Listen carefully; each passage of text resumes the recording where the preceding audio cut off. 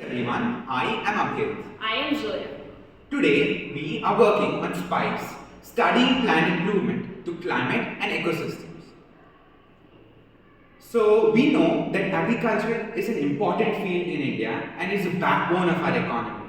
A lot of people get their job through agriculture.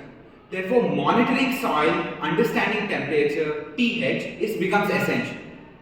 So, we have developed a model that revolutionized agriculture by keeping track of pH, supplying enough water, keeping track of temperature and moisture, and thus helping the farmers. We would also be supplying microorganisms at particular intervals whenever the farmer requires it. Over to you, Zoya. Okay, so let's understand the components of this project. It consists of an Arduino Uno board which controls all the functions in the project. It consists of two pairs of green and red LEDs. When the green LED is on, it basically shows that the plant has enough moisture content, and when the red LED is on, it shows that the plant does not have enough moisture content. It consists of two water level sensors placed in the tanks, which helps us to monitor the level of water present in the tank. And realize how much water the plant needs over a period of time.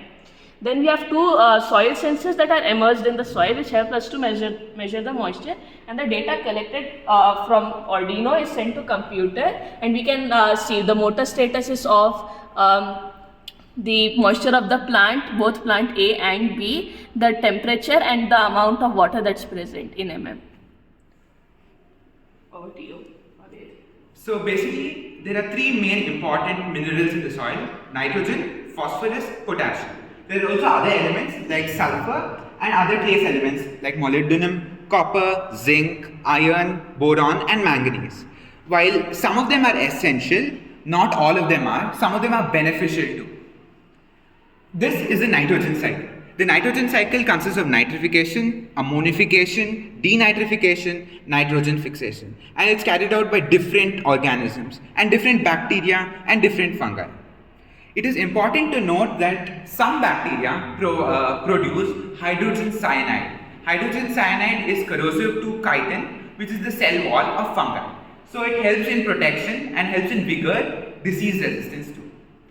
Nitrogen is essential because it helps in hormone synthesis, chlorophyll and also proteins, amino acids.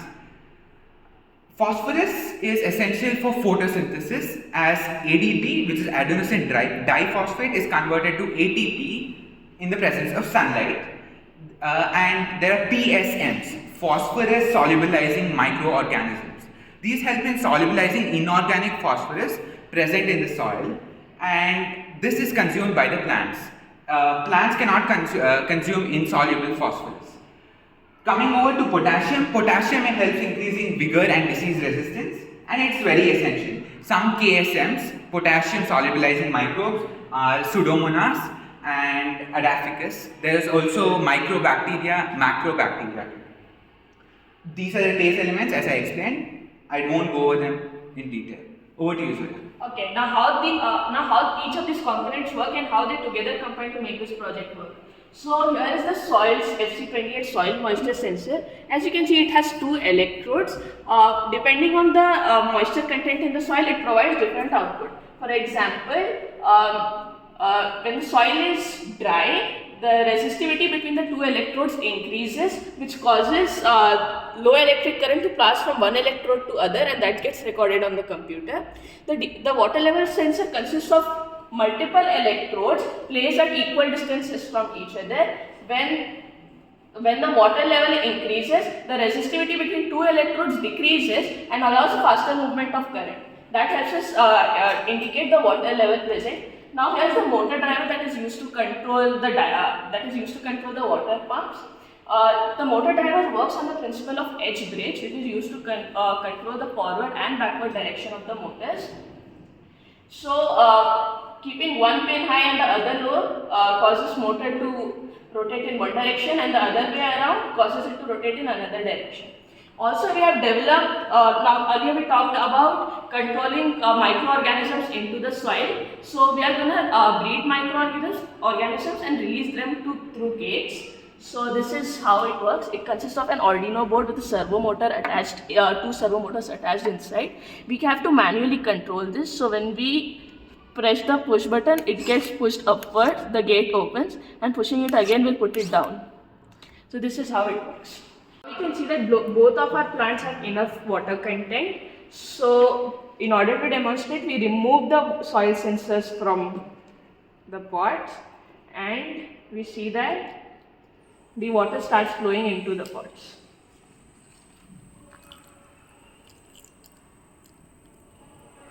That's how it works.